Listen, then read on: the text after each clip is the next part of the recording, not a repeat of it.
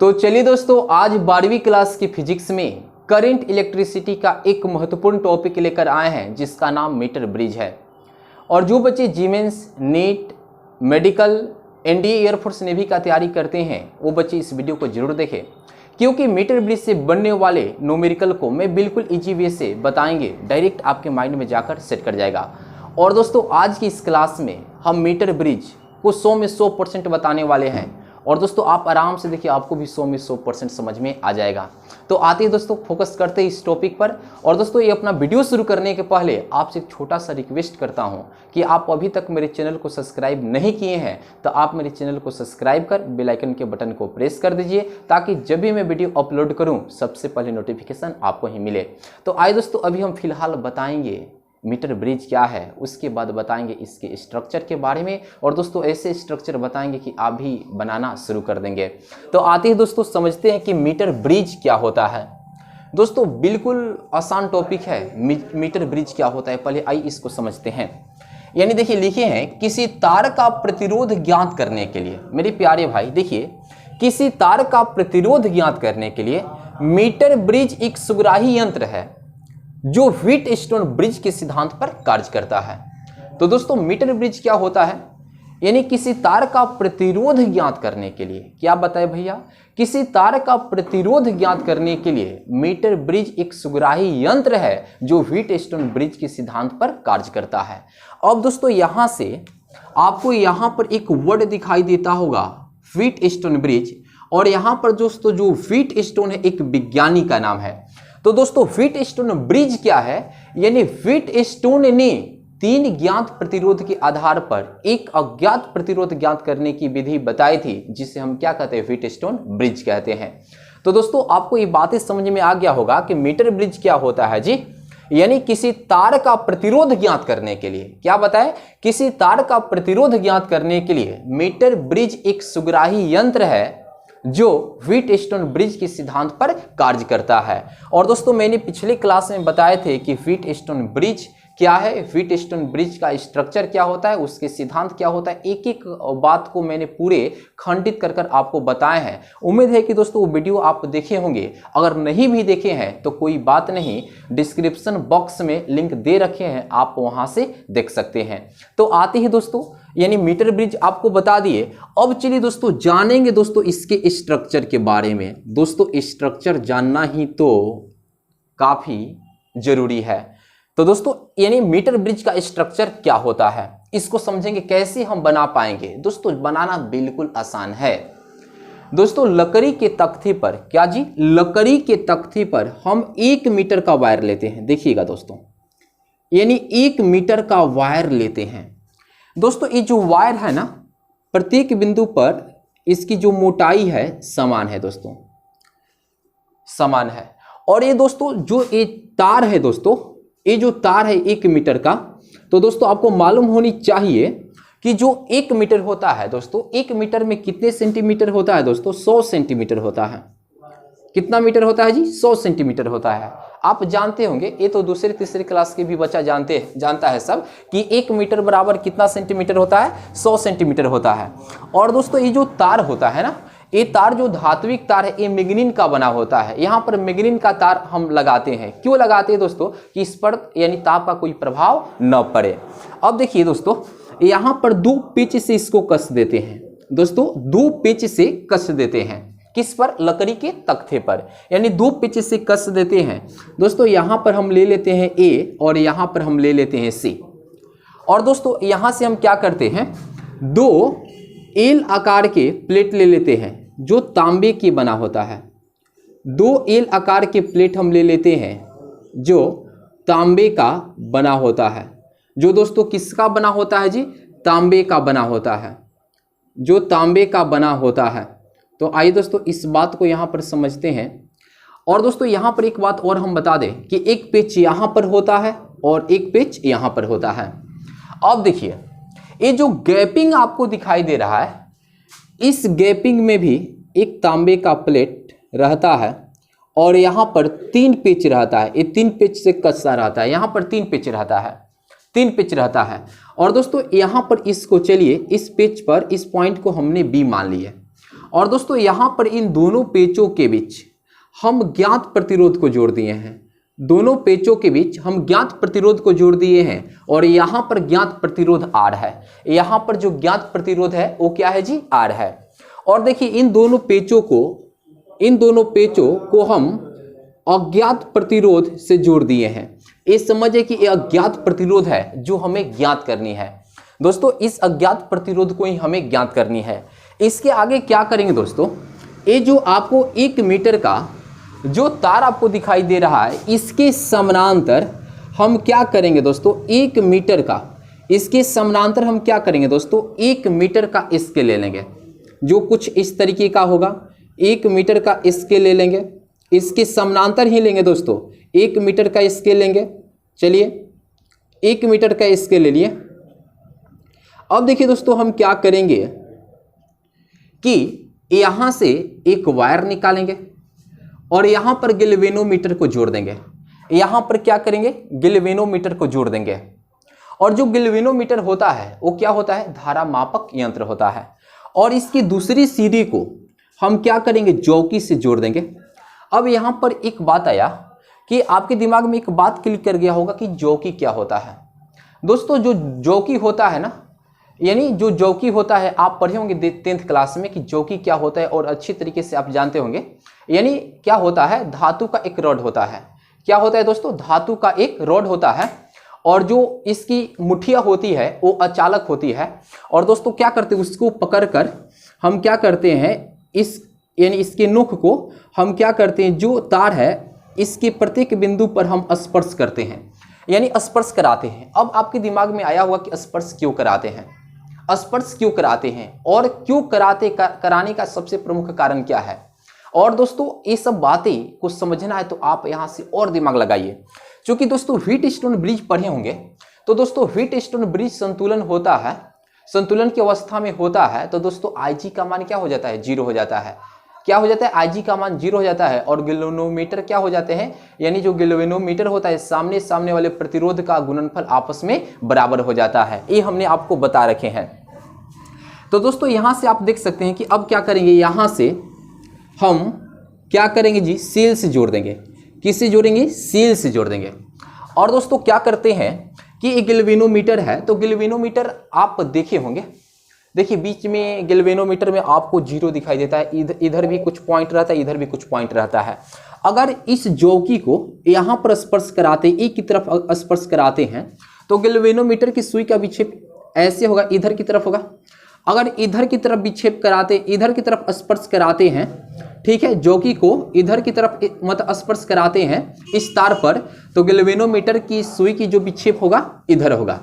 लेकिन दोस्तों हमें वैसे पॉइंट की तलाश करनी है इस तार पर जहां पर गैल्वेनोमीटर का विक्षेप क्या हो जाए, 0 हो जाए। जहां पर गैल्वेनोमीटर का विक्षेप क्या हो जाए, 0 हो जाए। तो जैसे हम मान लेते हैं कि दोस्तों यहां पर गैल्वेनोमीटर का विक्षेप 0 हो गया, तो दोस्तों इस पॉइंट को हम मान लेते हैं D।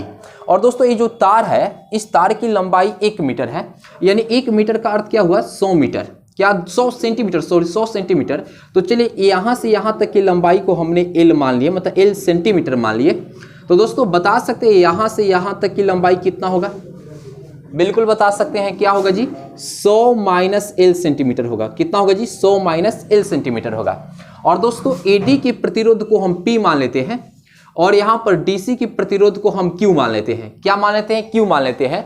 तो दोस्तों ये जो आपको फिगर दिखाई दे रहा है, ये किसका स्ट्रक्चर है, मीटर ब्रिज का है। तो आइए दोस्तों मीटर ब्रिज को एक बार और समझ लेते हैं कि इसको हम कैसे बनाए हैं। यानी लकड़ी के तख्ते पर हम क्या किए हैं, 1 मीटर लंबा तार ले लिए हैं और एक जो मीटर लंबा तार लिए, प्रत्येक पॉइंट पर, यानी इसके किसी भी पॉइंट पर इसकी जो मोटाई है वो क्या है, सेम है, यानी समान है।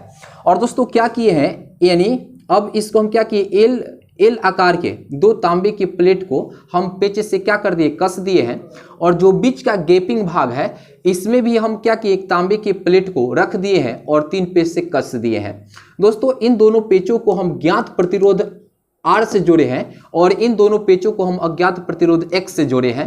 और दोस्तों ये जो तार है इसके समानांतर मैंने एक स्केल ले लिए हैं और दोस्तों इसको हमने क्या कर दिए हैं, इसको सेल से जोड़ दिए हैं। और दोस्तों जहां पर जिस पॉइंट पर गैल्वेनोमीटर का विक्षेप शून्य हो जाए तो दोस्तों हम कह सकते हैं कि दोस्तों यहां पर अगर गैल्वेनोमीटर का विक्षेप शून्य हो जाता है तो दोस्तों इस स्थिति को हम क्या व्हीटस्टोन ब्रिज के रूप में भी तैयार कर सकते हैं, मतलब इसको निरूपित कर सकते हैं। तो आइए दोस्तों यहां पर अब हम आपको बताने वाले हैं कि इसको व्हीटस्टोन ब्रिज के रूप में कैसे संतुलित करेंगे। और दोस्तों व्हीटस्टोन ब्रिज के रूप में संतुलित करने के लिए आपको यानी एक बात जरूर दिमाग में रखना होगा कि व्हीटस्टोन ब्रिज में 3 ज्ञात प्रतिरोध होता है। दोस्तों 3 ज्ञात प्रतिरोध होता है और एक अज्ञात प्रतिरोध होता है। और दोस्तों यहां पर आप देख सकते हैं कि एक ज्ञात प्रतिरोध है, एक अज्ञात प्रतिरोध है। और दोस्तों यहां पर जो P और Q लिए हैं दोस्तों, यहां पर हमें इसकी प्रतिरोध को ज्ञात करना होगा। तो दोस्तों आपने प्रतिरोध पढ़ रखे होंगे कि P R बराबर क्या होता है, रो इंटू एल बाई ए, आपने अच्छी तरीके से जानते होंगे। तो चलिए दोस्तों AD के बीच की प्रतिरोध निकाल दे। तो दोस्तों यहां पर हमने P लिए हैं तो यहां पर रो इंटू, आराम से समझिएगा, A तो L है, आप बटा A है तो A, चूंकि यानी क्या अनुप्रस्थ काट समान होता है, A रहा यानी P यानी प्रतिरोध P का वैल्यू। दोस्तों Q के लिए निकाले तो Q बराबर रो इंटू L। तो दोस्तों इसके लिए जो L होगा वो कितना होगा जी, 100 माइनस L होगा, अब बटा A तो सेम होगा, अनुप्रस्थ काट का क्षेत्रफल A सेम होगा। तो आइए दोस्तों अब इसको यहां पर व्हीटस्टोन ब्रिज के रूप में व्यक्त करते हैं। तो आइए दोस्तों देखिए A और B के बीच R प्रतिरोध है। तो आइए दोस्तों आराम से समझते हैं, यहां पर इसको हटाते हैं। यहां पर देखिए A और B के बीच R प्रतिरोध है, मतलब यहां पर A और यहां पर B, A और B के बीच R प्रतिरोध है। आप देख सकते हैं B और C के प्रतिरोध अज्ञात प्रतिरोध है। क्या है जी, अज्ञात प्रतिरोध X है। अब यहां से देखिए A और D के बीच P प्रतिरोध है, AP प्रतिरोध है यहां पर D। और दोस्तों आप देख सकते हैं D और C के बीच Q प्रतिरोध को लिए हैं, Q प्रतिरोध को लिए हैं। और इसके बीचों बीच क्या है जी, गैल्वेनोमीटर है। और यहां पर Ig का मान 0 हो जाए तो दोस्तों इन दोनों प्रतिरोधों का गुणनफल, मतलब इन दोनों प्रतिरोधों के गुणनफल के बराबर हो जाएगा। तो आइए दोस्तों यहां पर हम क्या करेंगे कि अब लिखेंगे दोस्तों R इंटू क्यू, अब बराबर क्या होगा, PX हो जाएगा, P इंटू एक्स। और दोस्तों हमें अज्ञात प्रतिरोध निकालनी है तो हम क्या कर सकते हैं, R अब बटा जो गुना में रहता है भाग में P, अब बराबर X अब बटा जो गुना में रहता है भाग में Q। उम्मीद है कि दोस्तों यहां तक आपको बिल्कुल अच्छे तरीके से समझ में आया होगा। तो आइए दोस्तों यहां से इसको हटाते हैं और देखते हैं दोस्तों कि हमें तो x फाइंड करनी है। दोस्तों हमें x फाइंड करनी है तो आप यहां पर देख सकते हैं कि यहां पर के लिए तो AR ज्ञात प्रतिरोध था ना, एक ज्ञात प्रतिरोध है, और यहां पर जो P एक ज्ञात प्रतिरोध होनी चाहिए। तो दोस्तों इसको हमने यहां पर निकाल चुके हैं। तो क्या है जी, रो इंटू एल बाई ए है, बराबर दोस्तों इधर x है तो x, चूंकि ये तो अज्ञात प्रतिरोध है ये तो निकालना है।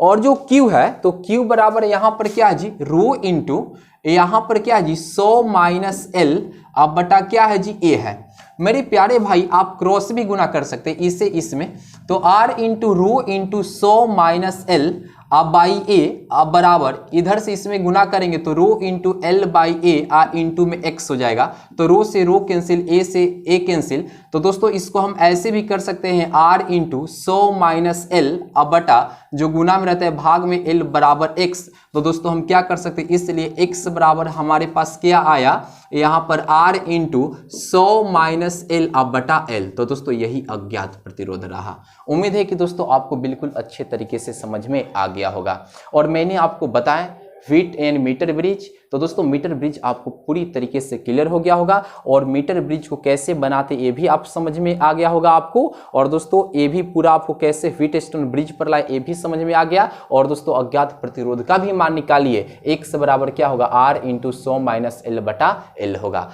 तो आइए दोस्तों अब इस पर न्यूमेरिकल को बताते हैं। और दोस्तों न्यूमेरिकल को तो मैं बिल्कुल ईजी तरीके से कर बताएंगे कि डायरेक्ट आपके माइंड में जाकर सेट कर जाए। तो आते ही दोस्तों यहां से हम इसको मिटकाते हैं और दोस्तों न्यूमेरिकल को देखते हैं। न्यूमेरिकल बहुत दर्दनाक है दोस्तों, बहुत दर्दनाक। तो आइए इस दर्दनाक न्यूमेरिकल को हम बताते हैं।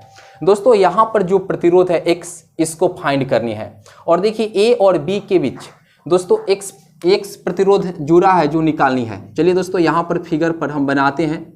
और दोस्तों ये संतुलित व्हीटस्टोन ब्रिज होगा। और यहाँ पर आप देख सकते हैं दोस्तों,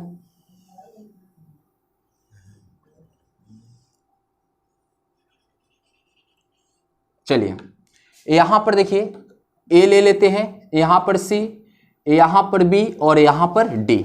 चलिए दोस्तों सेट करते हैं। दोस्तों B और C के बीच 1 ओम का प्रतिरोध है, यानी B और C के बीच 1 ओम का प्रतिरोध है। मेरे प्यारे भाई आप आराम से देखिए, यहाँ पर चलिए यहाँ पर एक काम करेंगे, A और D के बीच का लेंथ दिया है दोस्तों 20 सेंटीमीटर। हमें प्रतिरोध निकालना होगा। यहाँ पर हमें क्या निकालना होगा? प्रतिरोध। तो कैसे निकालेंगे मेरे प्यारे भाई? अभी आपको बताए थे, अगर यानी इसके बीच के यानी प्रतिरोध को AD के बीच के प्रतिरोध को P मान लिए और इसको Q मान लिए, तो दोस्तों P बराबर हम आपको अभी बताए थे कि दोस्तों प्रतिरोध के लिए R बराबर पहले से पढ़े होंगे रो इंटू एल बाई ए। तो दोस्तों अब निकालेंगे यहाँ से, चूंकि यहाँ पर प्रतिरोध P है तो यहाँ पर रो आ इंटू एल, तो एल के लिए 20 आप बटा ए, तो एरिया तो अनुप्रस्थ काट का तो क्षेत्रफल सेम रहेगा। तो दोस्तों यहाँ पर क्या होगा जी, रो इंटू 20 बाई ए। दोस्तों ए AD के बीच का प्रतिरोध हो गया।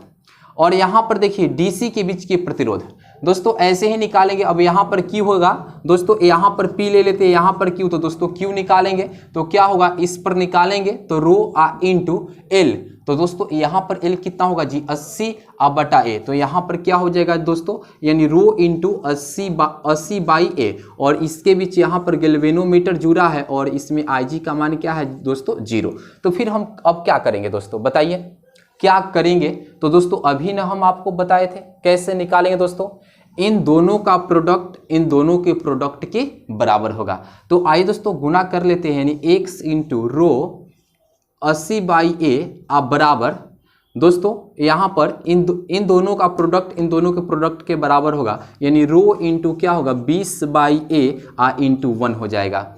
तो आप दोस्तों देख सकते हैं ए से ए कैंसिल, ए से ए कैंसिल। तो दोस्तों यहाँ पर कितना होगा, 80 इंटू एक्स अब बराबर यहाँ पर 20, इसलिए x बराबर क्या होगा, 20 अब बटा जो गुना में रहता है भाग में 80, तो 20 से कम 20 चौका 20 चौका 80 होता है, 20 से कम 20 चौका 80। तो x बराबर क्या होगा, 1/4, जिसका अर्थ क्या होता है, 0.25 ओम। तो दोस्तों यहाँ पर कितना ओम होगा जी, 0.25 ओम होगा। उम्मीद है कि दोस्तों ये आपको बिल्कुल अच्छे से समझ में आ गया होगा। तो दोस्तों यहाँ पर जो आपको आंसर x का मिलेगा, जो x का प्रतिरोध होगा वो कितना होगा, 0.25 ओम होगा। तो उम्मीद है कि दोस्तों एक क्वेश्चन आपको बिल्कुल अच्छे से समझ में आ गया होगा। तो आइए दोस्तों देखते हैं अगला प्रॉब्लम और देखते हैं कि अगला प्रॉब्लम क्या कहता है। और दोस्तों जैसे कहेगा हम वैसे ही बनाएंगे, क्योंकि उसी की मर्जी के अकॉर्डिंग बनानी है। दोस्तों इसमें एल फाइंड करनी है, एल निकालनी है। दोस्तों सिंपल सी क्वेश्चन है, वही फिगर ड्रॉ करेंगे। क्या करेंगे, वही फिगर ड्रॉ करेंगे जो फिगर ड्रॉ किए थे। दोस्तों ये सब तो मजेदार क्वेश्चन है ना, बिल्कुल मजेदार है दोस्तों, ये बिल्कुल मजेदार है, एकदम इतना बढ़िया से बनता है जिसका कोई जवाब नहीं। चलिए इसके बीच यहाँ पर गैल्वेनोमीटर है, यहाँ पर A, यहाँ पर C और यहाँ पर B और यहाँ पर D। तो आइए दोस्तों यहाँ पर हम देखते हैं। दोस्तों A और B के बीच जो प्रतिरोध है 5 ओम का है, B और C के बीच जो प्रतिरोध है 15 ओम का है, 15 ओम का है। A और D के बीच L लेंथ दिया है, A दिया है। तो मेरे प्यारे भाई सिंपल सी बात है, इसको हम क्या कर लेंगे, यानी इसका प्रतिरोध निकाल लेंगे। तो ये यहाँ पर P ले लेते हैं, यहाँ पर Q, तो यहाँ पर हो जाएगा P और यहाँ पर हो जाएगा Q। तो दोस्तों P के लिए क्या होगा, यानी रो इंटू R, यानी क्या होगा L ना, तो L के लिए L अब बटा A, तो A हो जाएगा। मतलब यहाँ पर जो आपको P बराबर मिलेगा दोस्तों, अंदर P लिख देते हैं, यहाँ पर इसको वैल्यू को लिख देते हैं रो इंटू एल बाई ए, और यहाँ पर अंदर Q कर लेते हैं, यहाँ पर मिलेगा रो इंटू एल। तो दोस्तों क्या मिलेगा, 100 माइनस एल, अब आई क्या मिलेगा A, और दोस्तों IG का मान क्या हो जाएगा, 0। तो हम क्या करेंगे दोस्तों बताइए, इन दोनों प्रतिरोधों का प्रोडक्ट इन दोनों प्रतिरोधों के प्रोडक्ट के बराबर हो जाएगा। तो दोस्तों हमें L मिल जाएगा। तो चलिए दोस्तों करते हैं 5 गुने यहाँ पर रो इंटू 100 माइनस एल अब बटा ए अब बराबर, दोस्तों गुना करते हैं तो 15 गुने यहाँ पर रो इंटू एल बाई ए। तो आइए दोस्तों यहाँ से एक काम करते हैं, आप देख सकते हैं ए से ए कैंसिल, रो से रो कैंसिल, दोस्तों गुना कर लेंगे तो 500 अब माइनस कितना होगा 5l होगा और इधर कितना होगा 15l। तो दोस्तों कितना होगा यानी 500 बराबर 15l, ये माइनस है तो इधर होगा प्लस 5l। तो दोस्तों ये कितना होगा 1500 बराबर कितना हो जाएगा 20l हो जाएगा। तो दोस्तों यहाँ पर 500 बटा जो गुना में रहता है भाग में 20 अब बराबर l। तो दोस्तों 1 0 से 1 0 कैंसिल, 25 दूना के 50। तो दोस्तों l बराबर कितना होगा जी 25 सेंटीमीटर होगा। तो मेरे प्यारे भाई a कितना हो जाएगा 25 सेंटीमीटर, कितना होगा 25 सेंटीमीटर। और आपको मालूम होनी चाहिए कि यानी ए पूरे तार की लंबाई 1 मीटर होता है यानी 100 सेंटीमीटर होता है। तो दोस्तों ए 25 सेंटीमीटर हो गया और 100 में से एल घटाइए तो एल का मान 25 सेंटीमीटर, ये कितना हो गया 75 सेंटीमीटर हो गया। और दोनों को ऐड कर दीजिए तो दोस्तों कितना मिलेगा 100 सेंटीमीटर। तो इस बात से यह स्पष्ट होता है कि दोस्तों जो प्रॉब्लम बनाया गया है बिल्कुल सही है। अगर दोस्तों ये ऑब्जेक्टिव में दे दे, मतलब अगर आप कॉम्पिटिटिव में बैठे हैं तो वहां पर देता है तो आप इन दोनों के सामने को गुना कर दीजिएगा और फिर इसके सामने को गुना कर दीजिएगा, आपको आंसर मिल जाएगा। अगर दोस्तों आप हॉट टिप्स से पढ़ना चाहते हैं, बनाना चाहते हैं तो बिल्कुल जल्दी बन जाएगा दोस्तों। इससे इसमें गुना कर लीजिए तो देखिए 5 इंटू क्या होगा 100 माइनस एल बराबर, इससे इसमें गुना कर लीजिए तो 15 इंटू एल हो जाएगा। और दोस्तों आप कर सकते हैं तो यहाँ से कितना हो जाएगा 500 अब माइनस यहाँ पर 5l अब बराबर यहाँ पर 15l। तो दोस्तों क्या होगा जी 500 बराबर 15l, ये माइनस है इधर प्लस l तो प्लस 5l होगा। तो दोस्तों 500 अब बराबर क्या होगा 20l। तो दोस्तों ये 25 बार में कटेगा तो दोस्तों l बराबर कितना हुआ 25 सेंटीमीटर। देखिए ऐसे ही बन गया, तुरंत बन गया दोस्तों। और इसको भी वैसे ही बना लेंगे जैसे यहाँ पर अभी बनाए। तो उम्मीद है कि दोस्तों ये वीडियो आपको पूरी तरीके से समझ में आया होगा। अगर दोस्तों ये वीडियो आपको पसंद आए तो आप लाइक करिए, कमेंट्स करिए और दोस्तों वीडियो को जरूर शेयर करिए और मेरे चैनल को भी सब्सक्राइब कर लीजिए। तो दोस्तों फिर मिलेंगे अगले वीडियो में।